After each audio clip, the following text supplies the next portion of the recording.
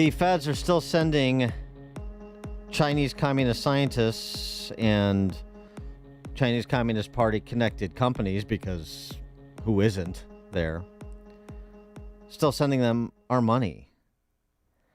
This report by, joint op-ed by Joni Ernst, of course, senator from Iowa, and Adam Amjieski of OpenTheBooks.com. And I should mention on this, Adam Amjieski, who, by the way, was in the primary when I ran for governor in 2010.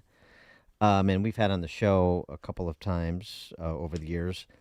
I got word last night that he unexpectedly passed away over the weekend. And I know a lot of people in Illinois Republican Party circles know who he is, and 55 years old. So very sad news there.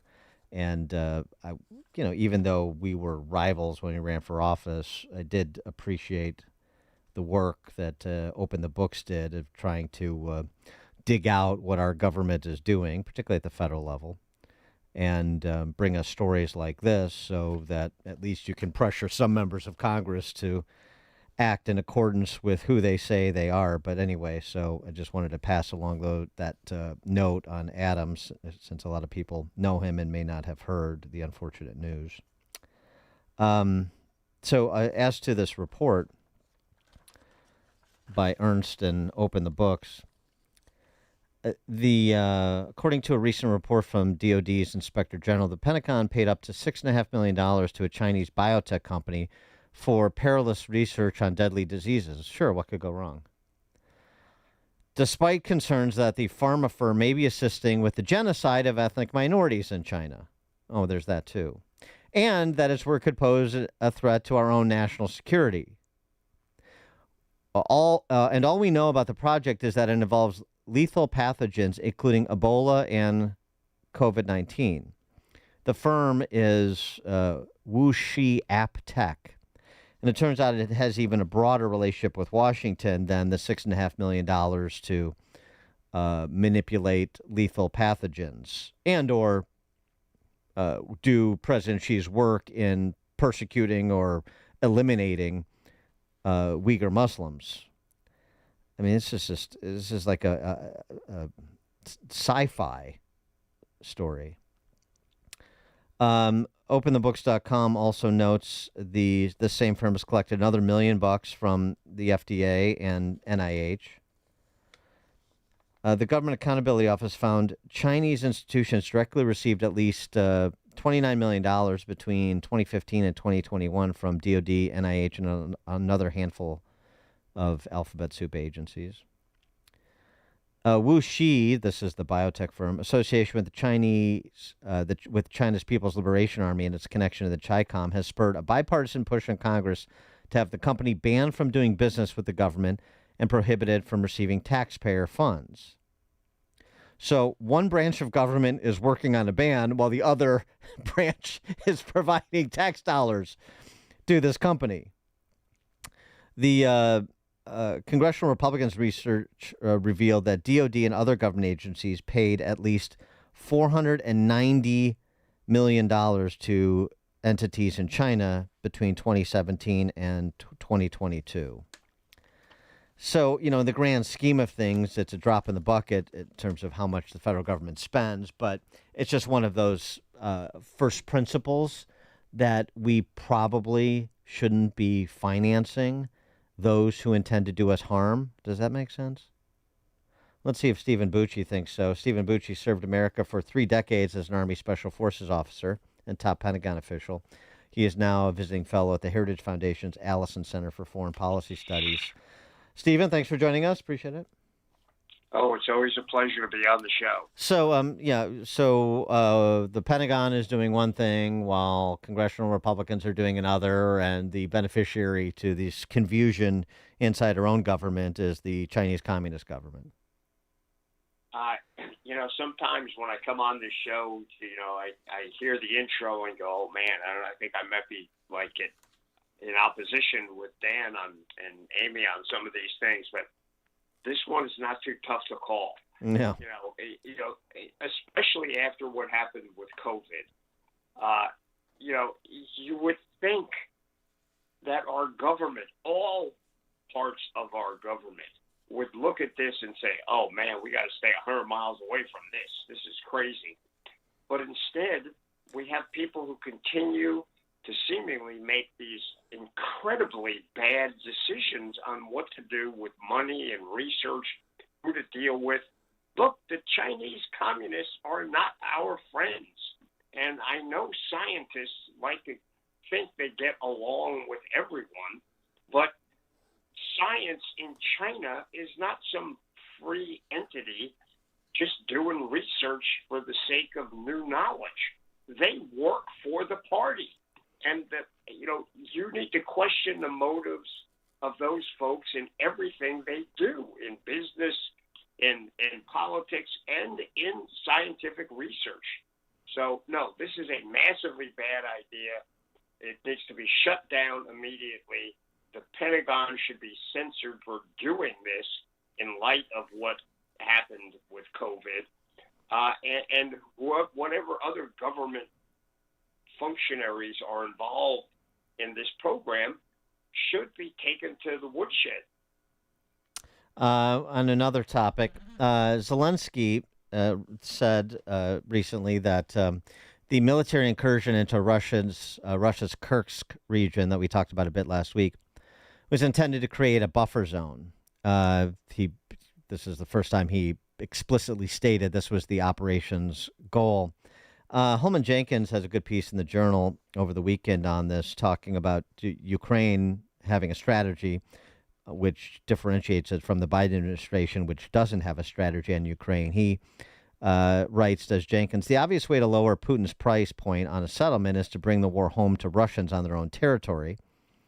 Along with defending Ukraine's airspace from Russian infrastructure attacks and building up its ground forces to forestall further advance in Ukrainian territory was the self-evident road ahead. Even without a deal, wearing down Putin's military and strategic strength remains an important U.S. interest. And he goes on to say, but that is if the West had a strategy. The Biden administration has never laid out one. And so I wanted to get your handle on that assessment, and to the extent you disagree about the West and the U.S. particularly not having a strategy other than hope and change. If you disagree with that, what is the Biden administration strategy at this point with what Zelensky is pursuing? Well, I am not going to get into the point of defending the Biden administration and their lack of strategy. They really don't have one, other than they looked at this, and in this one, I think they were right. They said Putin's bad. The Ukrainians are the aggrieved party. We need to help them. Okay, that's a nice starting point, but that's not a strategy. And I don't think we have a strategy. We're kind of letting NATO sort of lead the drift as opposed to us coming up with a strategy, talking to our allies, talking transparently to our citizens and the legislators that represent them, and then coming up with a strategy that matches all the things that we think are in our interest. I don't think that's happening. I think we continue on this march, not just in Ukraine, but in Israel and other places around the world, where we think, okay, these are bad guys, so we need to find out how little we can do to keep them from doing things that are not too evil. But, we don't want to get crazy about this and really get involved in things. Look, sometimes you got to get involved, but it needs to be a conscious decision. You can't just drift into it. Other times you need not to get involved, or you need to say, we will get involved up to this point and no further. But just sort of limping along, trying to figure out what we're doing, okay, Vladimir Zelensky is going to pick the path he thinks is best for his people. That's not necessarily what's best for ours. It might be, it might not be, but he's got to do what he's got to do. So kudos to him that he is apparently doing this incursion to either, make their bargaining position better with the Russians or to put more pressure on Russia to bargain. All of that seems somewhat self-evident.